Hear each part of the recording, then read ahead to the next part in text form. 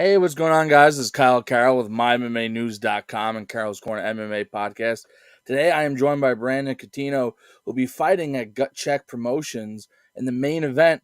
Brandon, how you doing? Man, I'm doing good, man. It's good to be talking with you. It's been a while. Yeah, it has been. Tell us a little bit about what you've been up to. I know you got this fight coming up. Tell us a little bit about what you've been up to training-wise. Yeah, so like I said, my last fight was actually September of 2019. I've been trying to get fights, but they just haven't happened. Either promotions would be like, hey, we want to get you on the fight. We want to get you on a fight card. I give them my information, and then next thing you know, I hear crickets. Or what would happen is either maybe somebody would say yes, let's fight. Then okay, fight's getting ready. I'm training, and then next thing you know, this person's backing out, or they weren't like a fan of the venue that we were gonna fight at. They thought we were gonna be fighting somewhere else, or just something else is going on. So, but this time, like I said, we finally got somebody. I was originally supposed to fight Gary Mack, but he got sick, so unfortunately he won't be fighting. So now I'll be fighting Anthony Dill. I appreciate him stepping up on short notice. But yeah, I'm looking forward to kind of putting on a show for the fans. Like I said, it's been a minute. It's been over 2 years, but like I said, I still been in the gym training hard, helping out my teammates get ready for their fights. So I'm still feeling sharp, and I feel good to go. Like I said, training wise, we actually got a new Muay Thai coach. So I kind of been working with him extremely well on Wednesdays. Then we'll be doing some pad training and stuff like that. So I'm really looking forward to kind of really show off some new tricks when I step in the ring. Awesome. Is this a Muay Thai fight or is this kickboxing? No, it's glory rules. Okay. But even though the coach is really more Muay Thai, I mean he has adapted his lessons for me. So really a lot of things that he teaches I am able to use. Awesome. And you're fighting at Tiger Schulman's in New Jersey, correct? Yes, sir. Still hanging out with the crew in Elmwood Park. Actually, for this fight, I've actually when we had the change to Anthony Dill, then that means I had to change my training partner, which then became Julio Arce, because he is a lefty, he is a southpaw, and he's kind of around Anthony Dill's height, because Anthony Dill, I believe, is 5'9", Julio's about 5'7", 5'8". Awesome. So Gut Check down in Delaware. Have you fought for this promotion before? No, I haven't. I've actually heard about them. It was just one of those crazy things where, just like I said, I was supposed to originally fight in April here in New Jersey, down in Atlantic City, but that fight fell through. And then I remember just somebody mentioned, talking to me about like, hey, maybe you might want to try to find some fights in either Delaware or New York again. So I remember I think I just went online somehow, and I just came across them again, because I remember seeing them, because I remember there was a guy, Brima, who I had fought, Brima Kamara, who I fought in Atlantic City, and he actually fought for Gut Check down I think back in November. So I remember the name, and I think I just looked them up, saw they're in Delaware, and I think I just filled out a fighter form, saying, hey, I'm interested in fighting. Like, it was really like right away. The next day they like messaged me saying like, hey, we have a fight for you. Would you be interested? And then everything just fell right into place. Awesome. So new opponent, Anthony Dill. Tell us a little bit about being the pro main event. Do you feel a little pressure being the pro main event? And what are some of the challenges that Anthony Dill you think presents to you? There's no pressure, because this isn't my first time being the main event. I'm kind of used to, like, say, my last fight back in September. When I fought in New York in 2019, that was the main event. And actually, that fight, I didn't even know I was the main event, because I guess the original main event fell through. So like when we got there, they were like, oh, hey, you guys are the new main event, and I was like, oh, okay. But I mean, as an amateur, I've been the main event. As a pro now, like saying, I've main evented a couple of fights, or I've been the co-main. So there's really no pressure. Like I say, it's just about, like, just being back in front of a crowd. Like I think I just got to get used to that again. Just being in front of people, and Mhm. instead of just being instead of just being in the gym. But I want to say no pressure. Like I said, the people there, they're going to come out to support. They're going to love me no matter what, win or lose. Like I said, I'm just going to go out there and just try to put on the show, have some fun. Anthony Dill, like I said, I appreciate him taking this fight.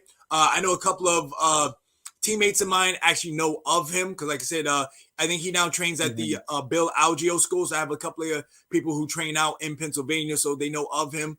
I think they've actually seen a couple of his fights. Like I said, I know he too had a nice long layoff.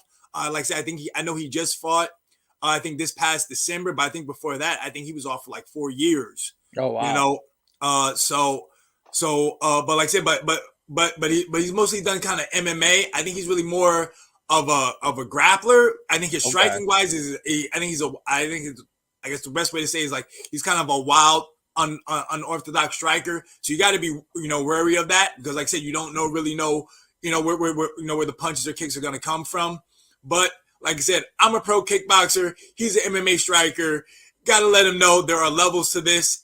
MMA striking, kickboxing striking, two different worlds. And I just gotta let him know, like you look at even in MMA right now, you look at Izzy Adesanya, the middleweight champion in the UFC. His striking is on a different level. People think that they can strike with him, but he's been showing you there are levels to this, and the same thing with even Alex Pereira now in the UFC as well at middleweight. So that's what I'm going to go in there. I'm going to let him know that hey, I'm the kickboxer, you're the MMA guy, two different worlds. But I still appreciate him for taking this fight because, like I said, without him, I wouldn't be the main event right now. Absolutely. So for those who want to watch Gut Check, it'll be streaming live. You can buy and stream the promote the event at fcltv.com. So for those who want to watch, or you can get tickets from Brandon. Yep, Brandon, I still tell do us. have some tickets, but they're going fast because, like I said, next week is fight week. So, like I said, if you want to get them, you gotta let me know. Slide in my DMs, let me know what you want. Absolutely. Tell us a little bit about what's the difference from being an amateur to a pro. What were the biggest changes you had to make as a fighter to continue your success? Yeah, so I mean, really, what I want to say is really was training wise. Like you're going from 2 minute rounds to 3 minute rounds. Like yes, it is a minute, but it can be it really can make a difference. And then also too is just I want to say mindset. It's because also too as an amateur, I mean when you start out, you're wearing headgear, you're wearing shins. Then as a pro, no headgear, no shins. Depending on where you are and how far you're progressing, because even in New York after a certain amount of amateur fights, you could go shin, you could wear shins but no headgear, or you could go no shins, no headgear. So it's one of the things about getting comfortable with that. Also, too, smaller gloves as well. Like you're going from like now, I think it's in my weight class we're rocking 10-ounce gloves and everything like that. So I mean that really was it. It's really all about training and just the mindset. It was like, hey, you are a professional now. Act like a professional, train like a professional, and and just know like where it is that you want to be, and you just got to follow those steps. Absolutely. Tell us a little bit about some of the technique that you enjoy using while you're in the ring. Like I know in practice you could get wild, you could do kind of whatever you want to practice. But when you're in there, what is like a specific thing that you would love to always connect with and do while you're competing? Yeah, so really like I guess what everyone would say three main things is, I mean, no matter what, I'm a tall guy, I got reach, so I mean, I gotta say my jab. I always use my jab, try to keep somebody away from me, never want them to get close. Also, do another thing is, man, my legs, I like to use front kicks, again, keeping them away. And then just one more thing, like I said, I like to entertain, I like to be a little flashy here and there. So if I can, always if I can, I try to use a spinning back kick as well. Like I said, try to put on a show for the people, let them know why they're here, and give them something to talk about when they go home. Now, I don't know if you saw the boxing fight the other night, Devin Haney versus Yep. Kambosos. Seeing a guy with Haney throwing that jab and continually using it throughout the whole fight and just dictating the fight. How much does that reinforce the importance of the jab for you while you're in there competing? Yeah, like you said, like I tell my students when I do teach classes, like I say, the jab is your rangefinder. You know, you can keep somebody at bay. They're saying like you want to keep the distance. You know, you either want to get close to them or you want to try to keep them away. Saying a jab is a good technique, especially too if somebody is smaller than you, they got to try to come in. Boom, you stick that jab right in their face. You know, they have something that they have to think about. You know, they can't just try to walk you down because otherwise they're gonna be getting punched in the face or in the body. You know, wherever you're attacking. Gotcha. And then plus two with the jab sets up everything. Like saying, I throw my jab, I have you think about my jab. Boom, there's my right hand. There's my front kicks. There's my round kicks. There's my knee kicks. You know, there's my spinning back kick that I like to throw. Whatever it is that I want to do, it can the jab can set everything up. Awesome. And then as we know, branding is a part of the business, part of sports, the combat sports. I see you have T-shirts as well at fightersfirst.shop. Tell us a little bit about how people could get in there and get some shirts. Yeah, so like I said, if you guys want to support, you want to get all my merchandise or all my fighter shirts, that's where it is. It's at fightersfirst.shop. They have what we call the mechanic collection. Like this shirt right here is one of the brand new ones. You Nice. guys can get that as well. You know, this way you can rock it to the fight, or if you just want to, or even if you just want to support. And then like you said, I am kind of part of the business now, being in the media now. Like I said, during the whole time when I wasn't able to fight, actually the gentleman who's my partner, Mike Ginn, we actually started a MMA show as well. And then also too, I have a kickboxing show that I do with my other co-host Tim Wheaton, and that's where we just talk about kickboxing. You know, we try to we try to shed light on the sport. You know, because not many people know about kickboxing, but we're trying to grow that sport. And then also too, like I said, I have my other show where I talk with Mike Ginn. We do the art of MMA. We do that. That show usually comes out on a Wednesday. But right now for the fight, I'm taking a break this week, so this way I can kind of focus, you know, on my fight camp and everything like that. But that's really what I've been doing in the 2 years. Even though I wasn't able to fight, I kind of just try to get back into the sports media world. You know, like I say, you know, something else that you can do. Besides fighting. So I really had teaching classes, and then I had this. But everything else, like you say, it's all part of the Fighter First .shop. There's shirts there that you can just wear, regular shirts. There's my shirts. There's other fighters that we have that are part of it, and then also too there are shirts that you can wear to support the shows as well. Awesome. Well, what are the names of the shows? How can people find it on social media? Yeah. So the MMA show that I do with Mike Ginn, that's called the Art of MMA. That's the name of the show. And then the kickboxing show is actually called Kicking It with Tim and the Mechanic. We actually you can actually follow us on social media on Instagram and on Twitter. It's Fighters First.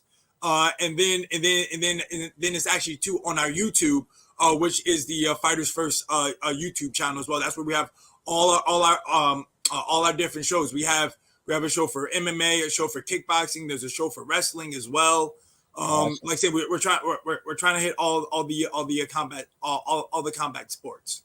Awesome. I'll definitely put some links in the description below. Tell us a little bit how you got your nickname. Are you a guy who fixes things while you're in bad situations, or are you just a very technical type of guy? Yeah, so it's actually crazy. I was actually talking to somebody earlier about my nickname. They had asked me about it. So when I first started competing, my nickname actually used to be Showtime. Like I said, Okay. I always like to entertain. You know, I like to be flashy. But then what happened was really just everybody in their mind was called, you know, was being called Showtime. You know, and I just like to be different. You know, like saying Mhm. you know, Anthony Pettis, you know, was big and everything like that. So I was just like, man, I was like, you know what? I don't want to be Showtime anymore. And so, like growing up, actually even now, I'm still a big time wrestling fan. But growing up, I was a big fan of Bret the Hitman Hart.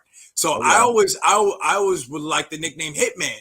But then again, at the same time, it's like everybody was called Hitman too. You know, there was Hitman fight gear at the time and everything like that. So I was like, nah. I can't be called the Hitman.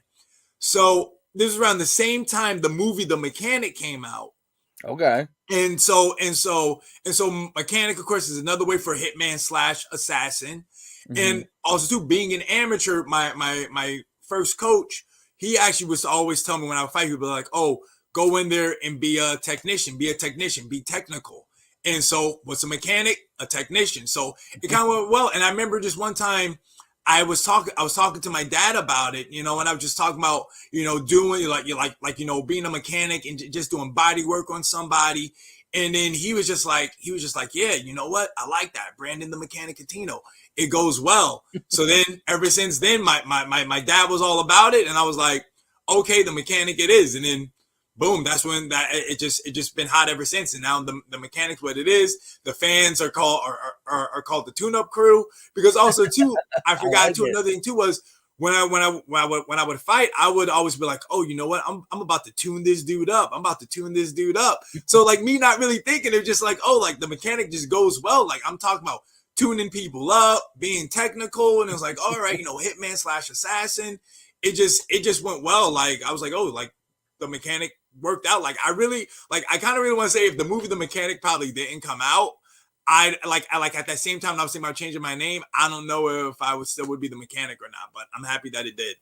Nice. I like it. I like the tune-up crew, the fans. I like that. Yep. Uh, so you're a big wrestling fan. Are you have you watched much of like AEW with Paige Van Zandt and her husband participating, and then do you like all the new personalities like Logan Paul and I forget the football player's name that was part of it, but what are your thoughts on that? Yeah, no, I mean, dude, like I watch it all, man. I watch WWE, I watch AEW, I watch NWA still. The only one that I don't watch is really Impact Wrestling, just because I just don't have access TV. So, and Gotcha. I'm not really thinking about it. But nah, man, I love it all. Like I said, I've been a big wrestling fan. Actually, to be honest with you, like some people know this, but actually, while on my time off, I actually was doing some pro wrestling as well. Oh wow! All So right. yeah, so so I was in the ring. You know, it started out so like being in high school. Like I said, I was a big time wrestling fan. Actually, in high school, we there was a couple of guys. They were big into wrestling, and you know, at the time, everybody was doing like backyard wrestling stuff like that. So Yeah. I was hanging with those guys. But then those guys actually like went on, you know, just become pro wrestlers. You know, just hanging out in the indies and everything like that. So then basically what happened was last year was their 20th anniversary, and they just invited me. They were like, "Hey, you know, would you like want to like do something?" And I was just thinking like, "Oh, you know, maybe I would just come in, be like, you know, come like help somebody out or you know, do something." They was like, "No, no, man, like, you know, like oh, would you want to do a match?" And I was like, "Okay, I'll be all about it." So it just kind of spiraled off where it was just like, "All right, 20th anniversary, came back, did a match, great, had such a blast." Fans were excited, they liked me, and then they asked me to come back for I think their version of like the Royal Rumble, which is called I think they call it the brawl for it all. Okay. So I did that. That was cool. You know, knocking some dudes out, just coming in, beating some dudes down was fun. And that actually spun into another feud where I got to be in another match. So I got my wrestling in. You know, it was cool. It was fun. You know, I still have people asking me. You know, when I go to the shows, they always ask me like, "Oh, hey, you know, are you gonna be wrestling again?" I was like, you know what? You know, let me just chill out for a bit, because they also too know like this is what I do as well. I fight in the ring, so I was like, hey, you know, I have a fight coming up. Maybe after the fight, we we could talk or something like Mhm. that. Because again, I have my one buddy's there. He's always trying to tease me, trying to say like, yeah, we're gonna need you for brawl for it all. We need 30 people, so you can be one of the guys. I'm like, all right, we'll see, we'll see. But yeah, but if you guys want to go look, it's the company that I was wrestling for is called UWA Elite. They also too have a YouTube. They're on Instagram, Twitter as well. I did a couple of promos. You know, they have some highlights of my matches and stuff like that. You know, I've been around some cool dudes. Got to work with some guys. Like a couple of guys have been in AEW. You know, hanging out with them. So shout outs to to all those guys at UWA Elite. You know, for treating me well and for welcoming me. Into their wrestling family. Even though I was there already like years ago. That's awesome. That's pretty cool. Little side thing while you're waiting for a fight to come in. Exactly. Like that's what I was saying. I was just like, yo, I need something to do. And I was like, well, hey, if nobody wants to fight me in a kickboxing ring, then why not let me just do something in the wrestling ring? And it was just fun. Like I said, like all those guys I knew from high school, some of them came after I left when I went off, to college and everything like that. But I've always been a fan of them. I like anytime they have a show, I'm always there, supporting them, saying hi to them, hanging out with them. So it was just cool to kind of just be, just to be in the locker room again, being around the boys, just kind of being in a wrestling atmosphere again. So it was fun, and I definitely thank them, for that. And yeah, it was just great. Like I said, I wouldn't be opposed to doing something again, but like I said, I got some business I got to take care of on June 18th, and then maybe down the road we could do something again, wrestling wise. Awesome. Absolutely. Definitely going to check that out as well. Now, tell us a little bit about this fight coming up. So, like you said, you mentioned him a little bit. He's a replacement and all. How do you see this fight going? For those who've never seen this or seen you fight before, what's your prediction for this? So, I mean, either way, it doesn't matter, man. If it's all 3 rounds or there's a stoppage, I just see me getting my hand raised. Like I said, nothing against Anthony Dill. Like I said, don't know him, never met him. But like I said, he's coming into my world, and I'm gonna show him, what it is to really be a professional kickboxer. Like I said, I'm just gonna be a mechanic, and I'm just gonna go in there and just do work, and we're just gonna go from there. Like I said, I'm gonna try to be entertaining for the fans, like I say, give them something to go home and talk about, and want them to come back for more. But like I said, I just see myself getting my hand raised. Like I said, it doesn't matter if it's a stoppage or we got to go all 3 rounds, because like I said, he might be a tough guy, where he can take some damage. But like I said, I just plan on putting it on him, and just showing off my skills. Awesome. Who is Brandon Cuttino? What's one thing about you that nobody knows and you want to share with everybody? I mean, I'm just a fun-loving guy, man. I'll tell you this: my favorite movie of all time. And I don't care, man. People nobody ever brings it up to me, but my favorite movie of all time, West Side Story, man. I love a good musical. Like I said, I'm all about that. I'm all about love, all about romance. I remember one time, speaking of my teammate, Julio Arce, he actually did an interview, and somebody had brought him up to me, and he basically said, yeah, one thing about me was that, because it was the time too, the song "We Found Love" by Rihanna and Calvin Harris. I would just always get down to that song. I like that song so much. It just gets me going. It's a good song. And like I said, I'm all about love over here. But nah, I'm just a fun-loving guy. And like I said, West Side Story is my favorite movie out here. I don't care what anybody says. Awesome. What do you think? What's the reason it's been so hard to get fights that people aren't willing to jump in with you? Hey, that's something that I think about all the time. Is it's not like I have a killer record. Like I said, I've only had 7 fights. You would think that maybe people would be chomping at the bit to fight me, because like I said, I have fought in Glory 2 times. I've been in Glory twice. Yes, like the undercards, but I still have that attached to my name. Whereas hey, you did fight in Glory. Mm-hmm. So you would think that people would want to jump at the bit, but maybe it could just be hey, for my weight class, they see, they see my height, they see my reach, and maybe just people just don't want to mess with that. I really don't know. You got to ask the fighters on why it is that they don't really want to fight me. Absolutely. So we definitely are going to put something out there, try and get people to reach back out, explain why, get some fighters to fight you. This fight's going to be sanctioned by the WKA. At Gut Check. Anything else we should know? Anything you want to throw out there, Brandon? Yeah, no, guys, I just want to say, follow me on social media, follow me on Twitter, at bcuttino TSMA. I'm also on Instagram as well, but I'm more active on Twitter. If you tweet me, I'll tweet you back. I do talk. I do get involved, with the fans. But yeah, that's really it. Like saying, you want to know what's going on? Follow me on the social media, and like I might be trying to do a giveaway. I'm trying to get to 2,000 followers by this fight. If that happens, I might do a giveaway. I might maybe send somebody a free shirt and maybe a autograph photo as well. So like I said, if we can make that happen, I'll definitely do it.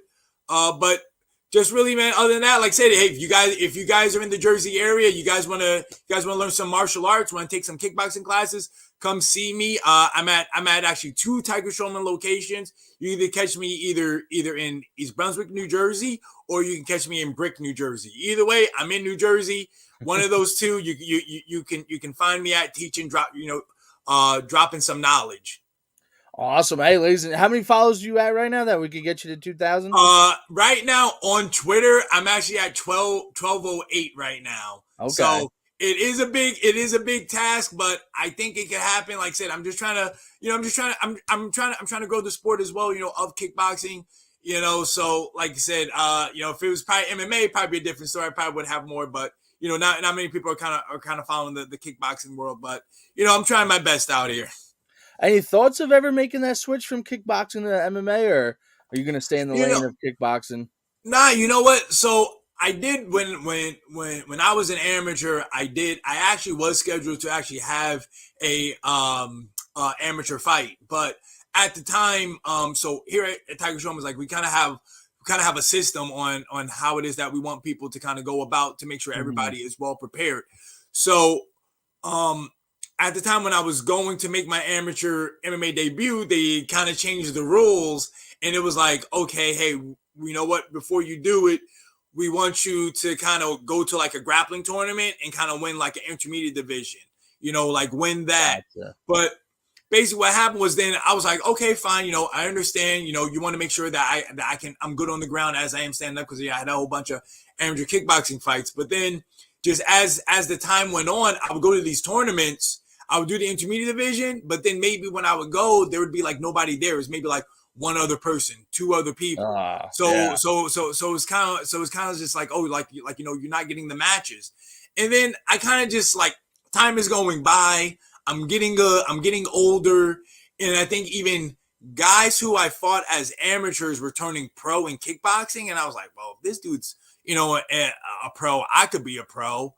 And then plus 2, I think I just thought about it. I was like, man, like think about it. If I'm gonna fight, where am I gonna try to have this fight be at? Standing up or on the ground? I'm gonna try to keep it standing up. So that's why I was just like, you know what? Let's just do kickboxing. Because then also too is like with kickboxing, all goes well. You can still travel the world. You go over to Europe. You be in the Netherlands and everything like that. So I was like, you know what? And again, like I kind of said before, I like to be different, Like I said, everybody was Showtime. Everybody was saying, man, now I'm the mechanic. Like I said, everybody on the team was doing, MMA, and I was like, you know what? Let me be different. Let me show other people that there are other avenues that you can compete professionally. Because even another team in mine, even like Nick Pace, used to be in the UFC, was in Bellator and everything like that. Like he kind of stepped away from competing in MMA, but he started doing jiu-jitsu tournaments. And that's when the kind of my head, I was like, yo, we're Team Tiger Showmans. Let's just show the world we can dominate. It doesn't matter if it's MMA, if it's boxing, kickboxing, jiu-jitsu, like let's just do it all. And like you see now, my other teammate, Jimmy Rivera, what's he gonna do? He's gonna do bare knuckle boxing now. So he's gonna try to take that over. So just where I am now. I'm just like, you know what, kickboxing where it is, that's my lane. Let's try to show the world that we do have the best striking. Those guys like Julio, Mike Trezano, Shane Burgos, and everybody else that's on the come up can be in MMA. Jimmy's in bare knuckle boxing. Nick Pace is doing, Eddie Bravos and everything like that, EBIs. So to me, it's just like, let's just show the world we can just dominate wherever. Awesome. I love it. I love it. Hey, June 18th, ladies and gentlemen, make sure you get tickets. Contact Brandon now if you want tickets. Otherwise, go online, get tickets from Gut Check down in Delaware. Otherwise, buy the stream. We'll stream it live. FCLTV.com is where you could get the stream at. And then make sure you guys buy a t-shirt from Brandon. Support the local fighters. Everyone's buying UFC shirts. The big time guys, those are the guys who already made it. Help out the young guys, the guys rising stars. Get the t-shirts. So make sure you go to fightersfirst.shop, get a t-shirt. The fights start at 6 p.m., so you don't want to miss that either. Brandon, it's been a pleasure having you on as always. I wish you the best of luck, and I'm looking forward to seeing you get in there. Yeah, man. I just want to say thank you as well for having me. Like I said, I wouldn't have this platform if it wasn't for you. So I thank you for putting me on this platform.